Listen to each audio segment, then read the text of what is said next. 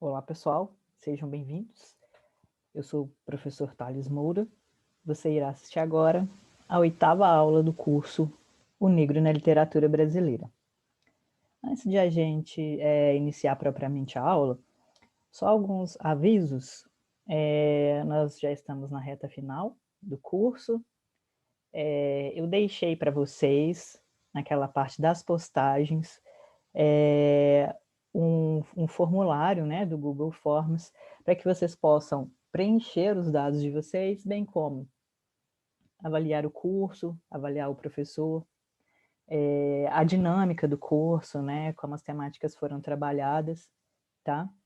E não se esqueçam de preencher corretamente os dados, principalmente, né, o nome de vocês, porque as meninas, né, da coordenação precisam desses dados para poder emitir os certificados com os dados direitinho de vocês, tá bom? Então é isso.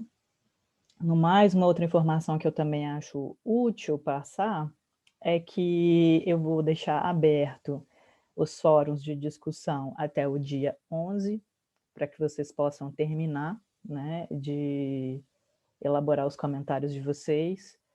Depois eu vou estar passando, né, para coletar direitinho os dados, né, as pessoas que participaram ativamente, verificar, né, os 75% de frequência, né, para poder emitir um relatório, né, para o pessoal da coordenação. Então, verifiquem direitinho o número de fóruns que vocês responderam, e até o dia 11, né, deixem tudo certinho para que eu possa enviar, né, essas informações para a coordenação do apoio pedagógico, tá bom? Então, hoje é aquela aula tão aguardada, né, que vocês comentaram muito lá no fórum. Nós vamos conversar um pouquinho sobre Carolina Maria de Jesus, sobre a sua obra.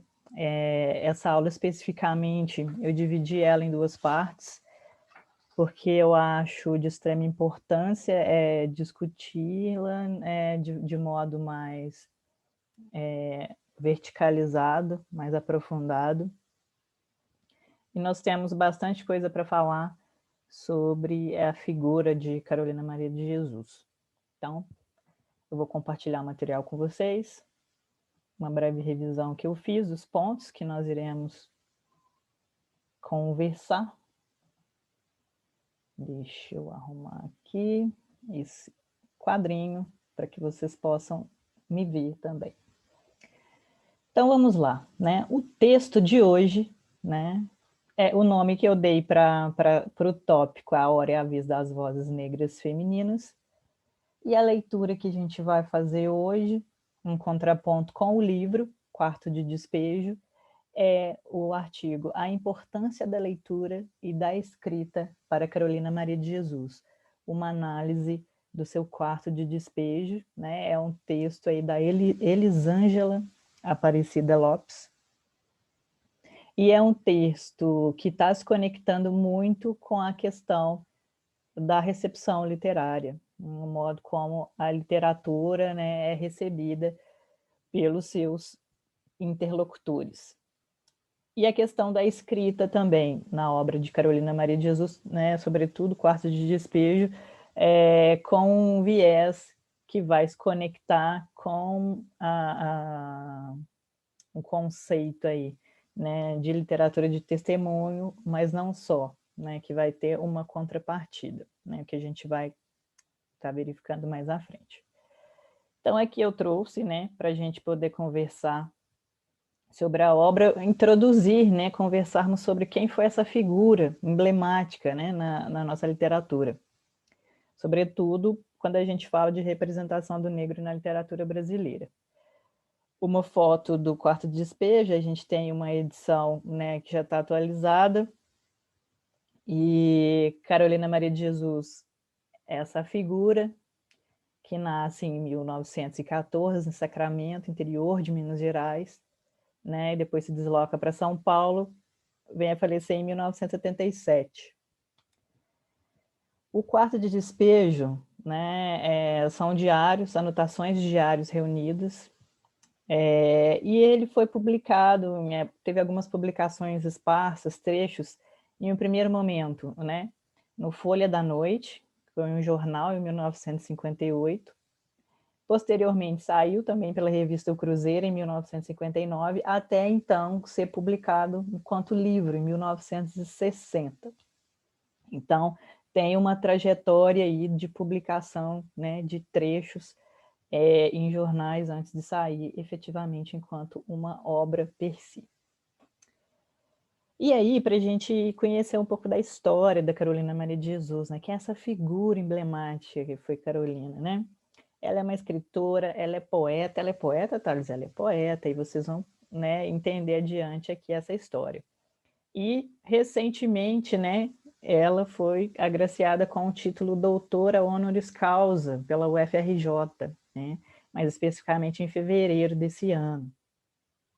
Então, está aí, né, um acontecimento importante para a gente, né, poder colocar aí no rol de conquistas aí, se formos pensar na questão da representatividade do negro na literatura brasileira. Como eu comentei com vocês, ela nasceu em Sacramento, interior de Minas Gerais. Ela estudou até o segundo ano do ensino fundamental, né, num colégio espírita, que era o Colégio Espírita Allan Kardec. Ela foi para esse colégio auxiliada aí pela, né, patroa da sua mãe. Estudou ali até o segundo ano do fundamental. E aí, posteriormente, em 47, ela vai se mudar para São Paulo com os 3 filhos, né? O João José de Jesus, José Carlos de Jesus e a Vera Eunice de Jesus Lima. Eles vão viver ali, né, quando eles partem para São Paulo, na favela do Canindé, durante um bom tempo. A favela do Canindé ficava localizada no bairro Canindé, onde hoje, atualmente, a gente tem a Marginal Tietê, né? Então, teoricamente, ali, a gente tem uma modernização que extingue ali aquele cenário. Ela vive de catar materiais recicláveis, papel sobretudo, né? E é dessa atividade que ela cria sozinha esses 3 filhos. Então, ela tem essa questão dessa autonomia, né? E ela dizia ter um ideal, né? Ela dizia, todos têm um ideal, o meu é gostar de ler. Eu acho interessante a gente pensar nesse ideal enquanto um verbo no infinitivo, né? De gostar, né? De ação, pensar a literatura enquanto ação.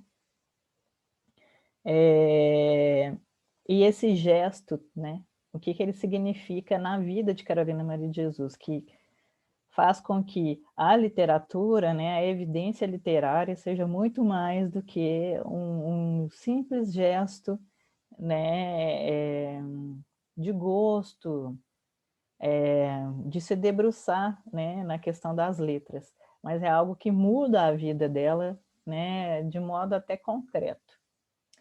Nos anos 50, né, o Audálio Dantas, ele encarregado de escrever uma matéria sobre o bairro Canindé, ele vai encontrar a Carolina Maria de Jesus em uma praça. Ela estava discutindo com o pessoal que estava destruindo uns brinquedos lá na praça, e ele vai olhar para aquela figura, né, e vai se aproximar dela para conversar, e ele vai descobrir que ela tinha uns 20 caderninhos, né, que ele vai citar aqui, são caderninhos encardidos, nos quais ela anotava o cotidiano ali da favela, as coisas que ela vivia, né. Isso vai despertar maior interesse no Audálio, né, em que essa questão dessa matéria que ele foi incumbido de escrever vai gerar esse produto aí, que é a literatura da Carolina Maria de Jesus no Quarto de Despejo, né? Ele acreditava que ele tinha muito mais a fazer do que fazer uma matéria para o jornal, né? Ele tinha que colocar esse livro no mundo. Nos anos 60, então, esse livro, né, ele vai ser editado, depois de já ter saído, né, em trechos esparsos nos jornais, ele vai ser editado, ele vai ter uma vendagem recorde de 30 mil exemplares, né, na primeira edição. Então, para a gente entender como foi a recepção dessa obra da Carolina Maria de Jesus aí nos anos 60. E ela teve outras obras publicadas, que é a Casa de Alvenaria, de 61, Pedaços de Fome, de 63, Provérbios, de 63 também, Diário de Bitita, de 1982, tá? Essas informações vocês vão encontrar no site Literafro, aqui da UFMG, em que eles estão comentando um pouco sobre a obra da Carolina Maria de Jesus. E em 1997, o José Carlos Sebe-Bon Meiri, eu acho que é assim que se pronuncia, ele vai localizar, né, um conjunto de poemas, né, inéditos da Carolina Maria de Jesus. E esses poemas vão ser publicados, né, organizados aí pelo José Carlos. Então, a Carolina Maria de Jesus chegou a escrever poemas, né, foram publicados postumamente. Carlos Volt, em 83, né, ele vai apontar ainda que a Carolina Maria de Jesus ela teria deixado ainda 2 romances inéditos, que é o Felizarda e Os Escravos. Então, nós temos aí uma escritora que tem um projeto, né, um projeto em evolução, em que ela tem uma assinatura própria e ela sabe onde ela quer chegar com tudo isso. Então, o mais importante de a gente pensar é esse papel da literatura na sua vida. A tese, então, que a gente tem aqui da Elisângela, né, nesse artigo, a importância da leitura e da escrita para Carolina Maria de Jesus, uma análise do seu quarto de despejo, é que a leitura e a escrita, né, desempenham papéis importantes na vida dessa escritura. Então, ela vai citar alguns papéis, né, que esses 2 gestos, o da leitura e o da escrita, desempenham, né, na vida dessa escritora. O processamento e um reprocessamento de dores e angústias, das questões que ela vive em seu cotidiano, enquanto mulher, favelada, negra, mãe solteira, né? Também tem a ideia de transcender a sua condição, né, de moradora da favela, algo que a incomodava profundamente. Não incomodava o modo de vida dela, né, a pobreza em si, mas a favela, né, ela era muito perturbada pelos vizinhos, né, os seus filhos eram agredidos, então ela tinha uma situação de vida bem conturbada. Então, essa ideia de transcender a sua condição é a ideia de imaginar-se outra, né? Imaginar outros lugares de vida, né? Outros lugares do viver. O alcance de um sonho, ela sonhava em ter uma casa, né? A casa de alvenaria. A literatura foi o que permitiu que ela, né, realizasse esse sonho, uma reformulação de sua realidade marginal. Que no momento em que ela encontra, né, na literatura esse lugar, né, o qual ela vai conseguir realizar todos esses processos, né, a literatura ela se transforma na vida dela até de modo concreto, né? Aí no caso, se a gente pensar a materialização dessa casa que ela tanto desejava para viver. E aí a gente tem uma questão também, né, que é o ato de leitura e o ato, né, da escrita, eles vão estar correlacionados com o condicionamento, né, o lugar de onde ela veio.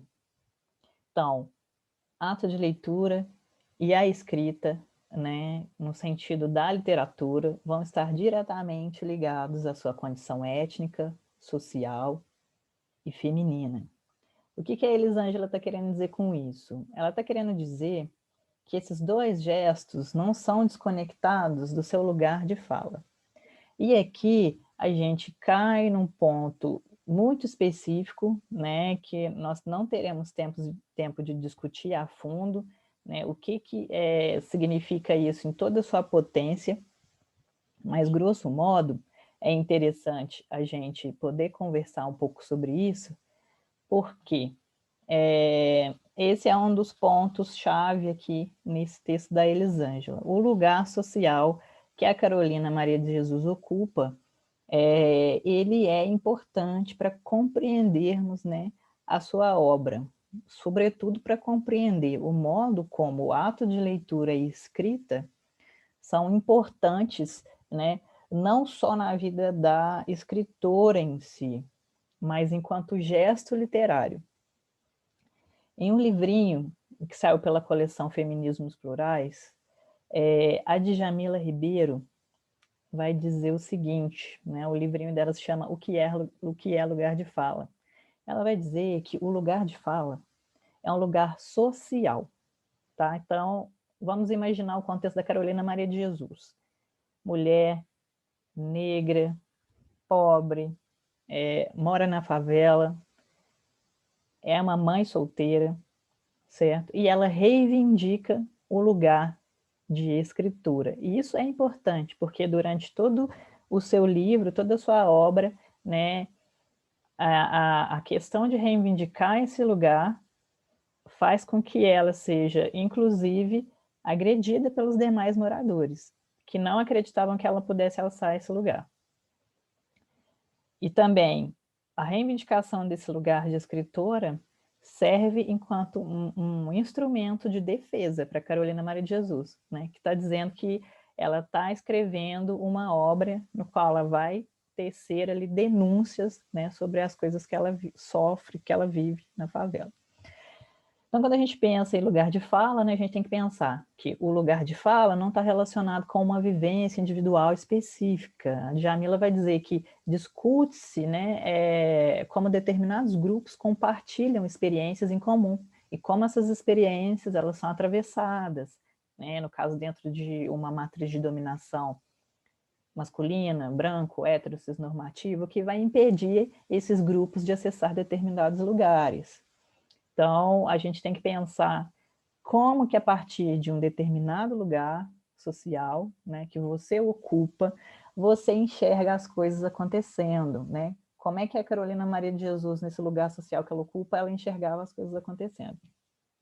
Todos têm lugar de fala, né? A questão é saber como falar a partir do seu lugar sobre determinadas questões, né?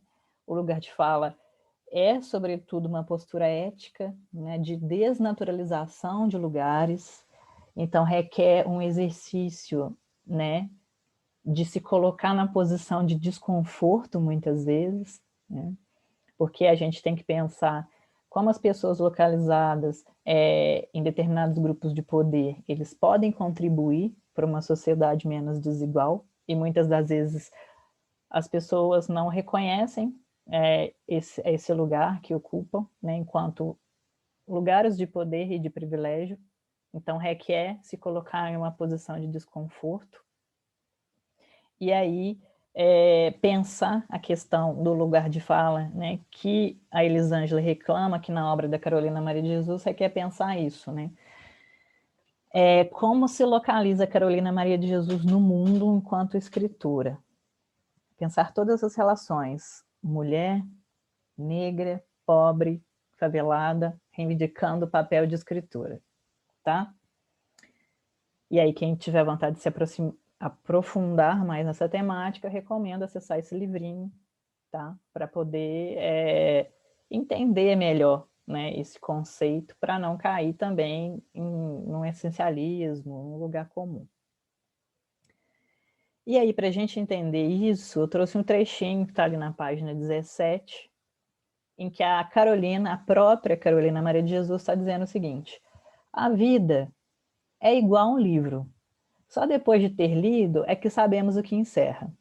E nós, quando estamos no fim da vida, é que sabemos como a nossa vida decorre.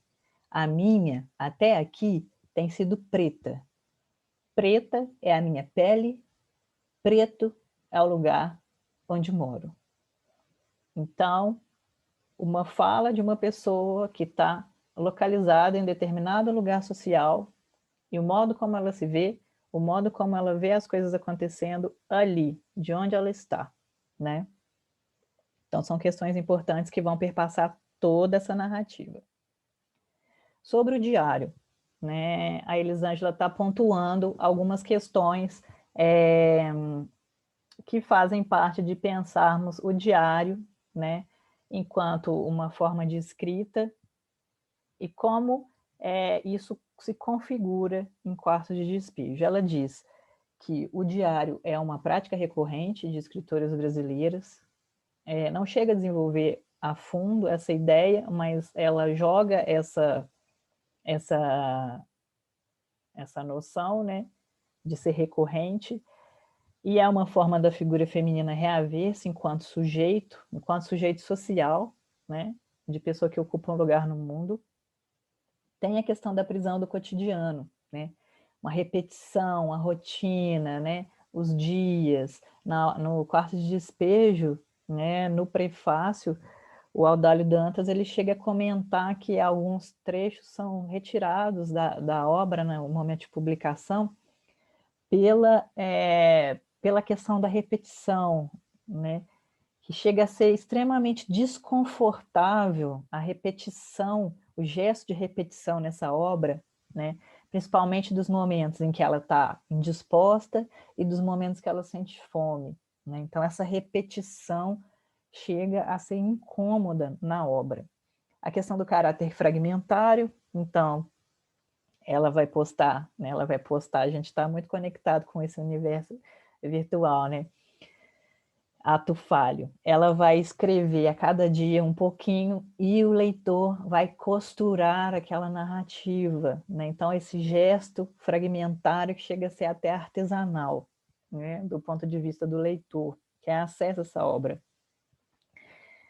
O diário também, muitas das vezes, ele vai se configurar em um livro de contabilidade, ela registra ali tudo que ela ganha, como ela gasta, né? É também um livro do juízo, ela vai anotar ali o nome das pessoas que ela não gosta, né? Que as pessoas que fazem mal a ela, é uma espécie de livro do juízo, né? Onde vão estar anotados ali quem merece ir para o céu, quem merece ir para o inferno dentro da favela. E a gente tem também uma escrita que ultrapassa, né, esse tom intimista dos diários e vai se configurar também pelo tom da denúncia. E aí é aqui que a Elisângela puxa dois ganchos para poder tratar da literatura de testemunho, tá? Então, ela vai chamar para conversar aqui nessa ideia de literatura de testemunho o Paul Ricoeur e o Seligman Silva, né? O Paul Ricoeur dizendo que a literatura de testemunho tem essa parte da marca sentimental, mas tem também a marca social, né, que é essa configuração de um certo tom de denúncia, de algo, né, que é irrealizável, né, em questão de experiência humana, né, e merece ter essa manifestação, merece ser relatada, né, e vai se configurar enquanto uma escrita de uma experiência limite, né. Então, algo aí que a gente tem relativo, no caso, algo que foge, né, dos limites da compreensão humana, precisa ser documentado, precisa ser trazido à tona. E aí, no caso da obra da Carolina Maria de Jesus, a gente tem o relato da fome, né? A fome tem cor na obra da Carolina Maria de Jesus. Então, essas características, né, elas acabam encaixando essa obra também em um cenário em que a gente consegue localizá-la como uma literatura de testemunho, tá? E aí eu trouxe alguns trechinhos aqui para a gente pensar, né, o modo como essa questão da fome, ela impacta a obra de Carolina Maria de Jesus, e nessa questão da repetição, ela chega a ser um tanto quanto incômoda, né? Aí é uma leitura incômoda. E isso toca na ideia de literatura de testemunho, algo que precisa ser relatado, algo que é uma experiência, né, limite da vivência humana. 19 de maio, tá? O trecho é: deixei de meditar quando ouvi a voz do padeiro. Olha o pão doce que está na hora do café. Mal sabe ele que na favela é a minoria quem toma café. Os favelados comem quando arranjam o que comer. E adiante, nesse mesmo dia, ela relata: aqui na favela, quase todos lutam com dificuldades para viver, mas quem manifesta o que sofre é só eu. E faço isso em prol dos outros. Muitos catam sapatos no lixo para calçar, mas os sapatos já estão fracos e aturam só 6 dias. Antigamente, isso é de 1950 até 1956, os favelados cantavam, faziam batucadas. 1957, 1958, a vida foi ficando causticante.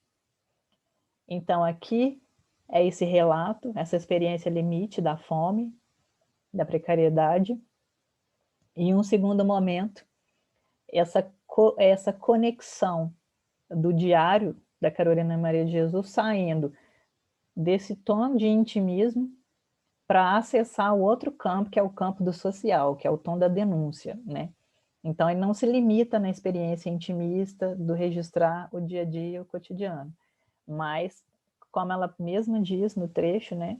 Aqui na favela todos lutam com dificuldade para viver, mas quem manifesta que sofre é só eu, né? E faço isso em prol dos outros. A gente tem aqui um gesto, né? Que está conectado com a ideia de coletivo, tá? Então, desse modo que a Elisângela está fazendo a leitura aqui desses dois trechos. E aí o papel da literatura na vida de Carolina. Nós vamos repetir algumas coisas que a gente já conversou aqui, mas que é bom a gente reforçar, né?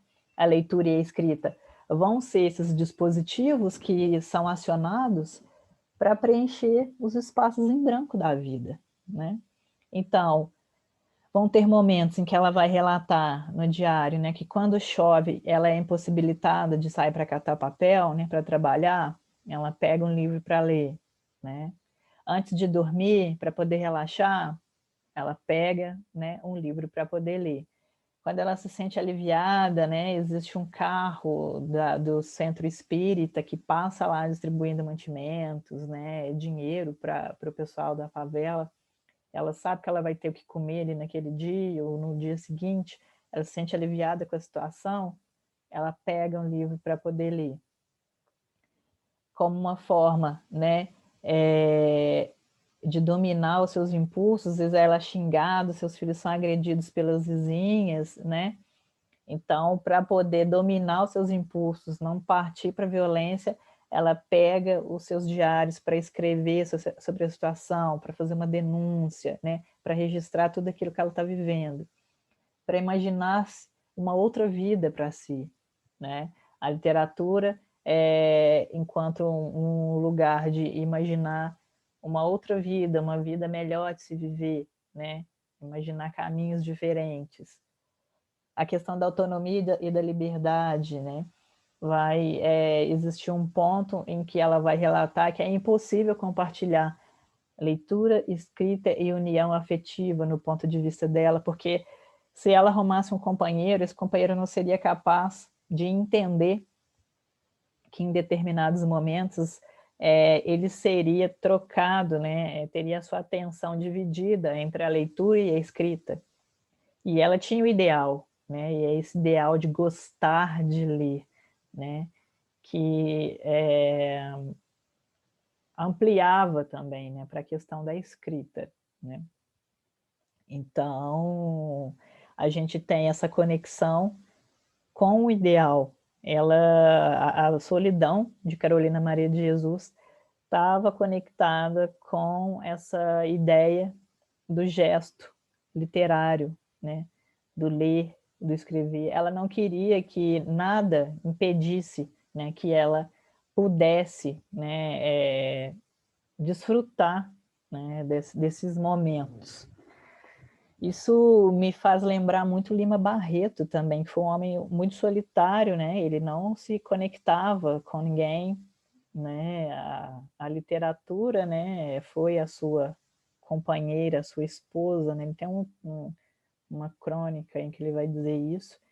Então, é também um gesto do Lima Barreto casar-se com a literatura, né?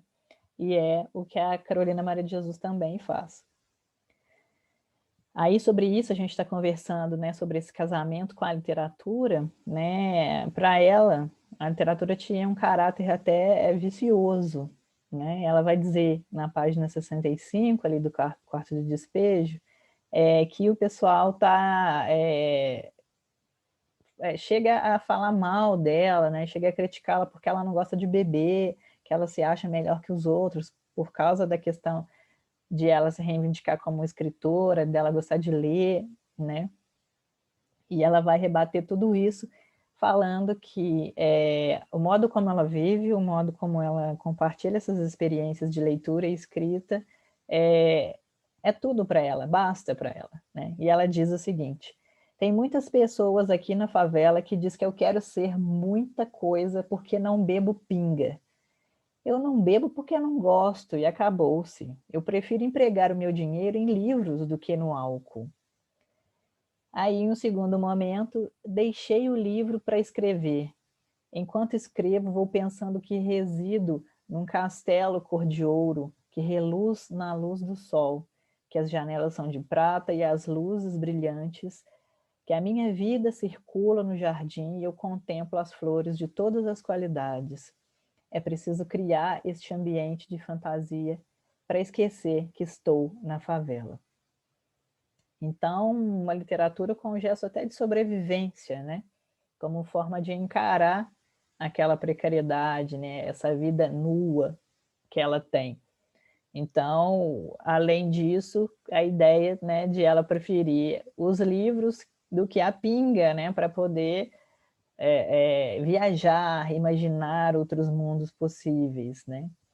Então, ela tem esse caráter diferencial que faz com que as mulheres ele também tenham muita inveja dela, né? Porque os homens vão achá-la interessante, porque ela sabe ler, porque ela escreve, né? Então, tem essa questão da disputa de lugares também ali no campo do feminino, né? Sobre a questão do reclame do lugar de escritora, né? A escrita é utilizada como instrumento de defesa, isso a gente já conversou, e também na falta de força física, né? Ela vai atacar, né? Ela ataca os insultos com palavras afiadas escritas em seu diário. Então, ela vai dizer em um certo momento do diário que é o seguinte: quando as mulheres feras invadem o meu barraco, os meus filhos lhes jogam pedras. Ela diz: que crianças mal educadas, eu digo. Os meus filhos estão defendendo-me. Vocês são incultas, não pode compreender. Vou escrever um livro referente à favela. Hei de citar tudo que aqui se passa e tudo que vocês me fazem. Eu quero escrever o livro e vocês, com essas cenas desagradáveis, me fornecem os argumentos. Então, a literatura, que a escrita, né, desse diário, para ela é instrumento de defesa. Ela fala: olha, eu vou contar tudo que eu estou vendo aqui, é o livro do juízo, né? Então, ela utiliza como forma de defesa, como também de ataque, né? Então, todas essas pulsões da Carolina são destinadas para a palavra, né? Para a escrita do diário. E aí, para a gente finalizar essa primeira parte, né, de conversa, de entender quem é essa pessoa importante, né, e também a importância dessa obra que a gente tem que discutir enquanto referência para se pensar a representação do negro na literatura brasileira.